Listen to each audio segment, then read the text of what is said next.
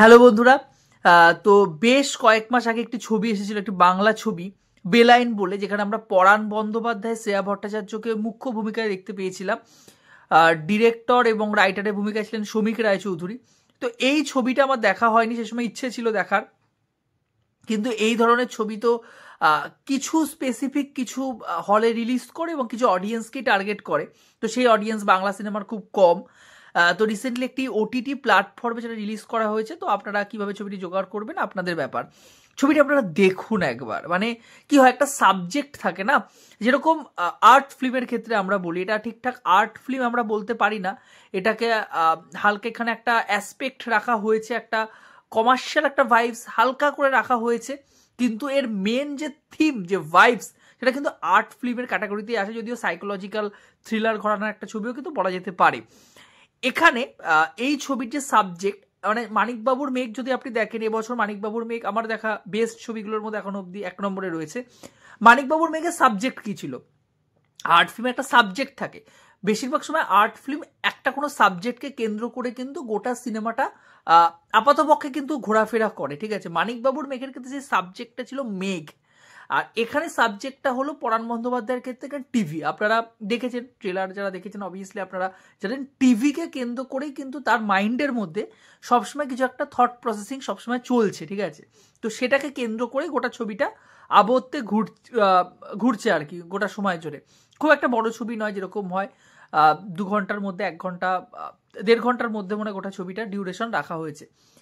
এই ছবির যে গল্পটা এখানে যেটুকু ট্রেলারে দেখানো হয়েছে, যে পরাণ বন্দ্যোপাধ্যায় সে টিভি দেখতে ভালোবাসে, টিভিতে সবসময় কিছু দেখেন, সিরিয়াল দেখেন, সেটা নিয়ে চিন্তাভাবনা করেন, এবং তার ফলে তার জীবনে কিছু পরিবর্তন আসে। সেই চরিত্রগুলো তার কাছে কোথাও গিয়ে খুব কাছের হয়ে ওঠে, জীবন্ত হয়ে ওঠে, এবং এর ফলে তার মাইন্ডের মধ্যে কিন্তু সাইকোলজিক্যালি কিছু পরিবর্তন আমরা দেখতে পাই। তার আশেপাশে মানুষও কিন্তু বদলাতে থাকে।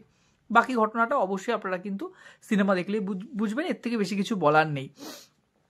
এর পজিটিভ পয়েন্ট, এর মানে ডিরেকশন হিসাবে, ডিরেকশন এক্সিকিউশন খুব ভালো, বা প্রতিটা সিন বাই সিন, আমি আগেও সবসময় বলি সিনেমার ক্ষেত্রে সিন বাই সিন এক্সিকিউশন গুরুত্ব পায় সবসময়, ঠিক আছে।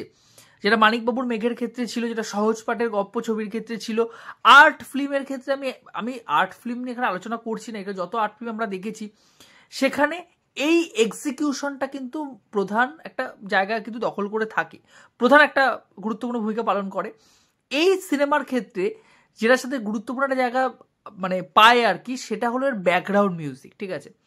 ব্যাকগ্রাউন্ড মিউজিক খুব ভালো, এ নিয়ে কিছু বলার নেই।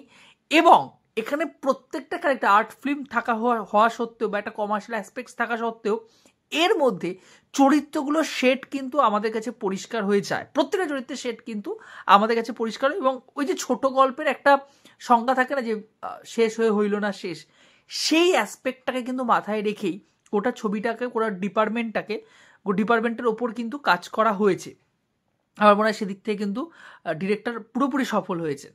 এখানে যদি অভিনয়ের কথা বলি, আমি স্টোরি লাইন আপনারা দেখলেই বুঝতে পারবেন স্টোরিটা কীভাবে এগোচ্ছে। শেষে ক্লাইম্যাক্সটা একটা চমক দেওয়া হয়েছে, এবং গোটা ঘটনাটাকে যেভাবে পরপর এক্সিকিউশন করা হয়েছে, এবং গল্পটার ক্ষেত্রে এরকম একটা টান ব্যাপার রাখা হয়েছে এই ধরনের ছবির ক্ষেত্রে, সেটা কিন্তু একটা বড় চ্যালেঞ্জ ছিল পরিচালকের ক্ষেত্রে, দর্শককে ধরে রাখা।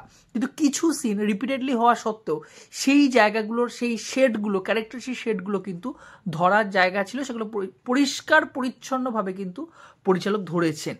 এখানে সবথেকে গুরুত্বপূর্ণ বিষয় হলো ক্যারেক্টারিস্টিক। আমি বলবো পরাণ বন্দ্যোপাধ্যায় অসাধারণ। কিছু জায়গা রয়েছে যেখানে টেলিফোনে তিনি কথা বলছেন, উল্টো দিকে তিনি দেখতে পাচ্ছেন না, শিল্পীকে দেখতে পাচ্ছেন, কিন্তু তা সত্ত্বেও তিনি নিজের মধ্যে সেই জায়গাটা কি দারুণ অভিনয় করেছেন। শিল্পী হিসাবে তিনি জাত অভিনেতা, আবারও কিন্তু প্রমাণ করে ছেড়েছেন। শ্রেয়া ভট্টাচার্য, আমি এনার কথা বলতে চাই, আমি এর আগেও কিছু ওটিটি প্ল্যাটফর্মে তার কাজ দেখেছি, তার কাজ কিন্তু সত্যি, তার মধ্যে পোটেনশিয়াল রয়েছে, আমার মনে হয় আরও বেশি করে কিন্তু তাকে ইউজ করা দরকার। আর এখানে তথাগত মেবি তার স্বামী চরিত্রে অভিনয় করেছেন আমার জানা নেই, আপনারা যারা নাম জানেন অবশ্যই কমেন্ট বক্সে জানাবেন। তার চরিত্রটি খুব ছোট ভূমিকা কিন্তু ভালো লেগেছে, অন্যান্য যে পার্শ্ব ভূমিকা ছিলেন সবাই বেশ ভালো। এখানে সাবজেক্ট ওয়াইজ টিভিকে ইউজ করা হয়েছে, সেটা কিন্তু সত্যিই খুব ভালো, সে নিয়ে কিছু বলার নেই। এবং অবশ্যই যেভাবে গোটা সিনেমাটা আমাদের মাথার মধ্যে একটা প্রশ্ন রেখে দেয় শেষ অবধি, কিছু ধোঁয়াশা বা কিছু সংশয় আমাদের মধ্যে ক্রিয়েট করতে পারে, এই জন্য কিন্তু কোথাও গিয়ে আমার মনে হয় বেলাইন এই মুহূর্তে দাঁড়িয়ে অন্যান্য ছবিগুলোর থেকে কিন্তু আলাদা হয়েছে। আমার মনে হয় অবশ্যই আপনারা দেখুন ছবিটা একবার, ওটিটি প্ল্যাটফর্মে, ওটিটি যেখানে আপনারা পান না কেন ছবিটি দেখুন। এবং এই ধরনের ছবি, এই ধরনের বাংলা সিনেমা আমাদের এখানে হওয়া প্রয়োজন। কারণ একটা আর্ট ফিল্ম, একটা সাবজেক্টকে কেন্দ্র করে যে আর্ট ফিল্মগুলো তৈরি হয় বা যে ধরনের ছবি তৈরি হয়, সেখানে মূলত যে ঘটনা বিবরণ দেওয়া হয় সেটা কোথাও খাপছাড়া হয়ে পড়ে। কিন্তু এই ধরনের ছবি, মানিকবাবুর মেঘ বা বেলাইনের মতো ছবি কিন্তু সেই ব্যাপারটায় কিন্তু পুরোপুরি গ্রহণ করেও নিজের কিন্তু স্থায়িত্ব বজায় রাখে। এটা কিন্তু সব থেকে বড় বিষয়। আপনারা যদি বেলাইন দেখে থাকেন, আপনাদের কেমন লেগেছে অবশ্যই কমেন্ট বক্সে জানাতে ভুলবেন না। ভিডিওটি ভালো লাগলে ইনফরমেটিভ ভিডিও পেতে চ্যানেলটিকে সাবস্ক্রাইব করে পাশে থাকবেন বন্ধুরা। জয় হিন্দ।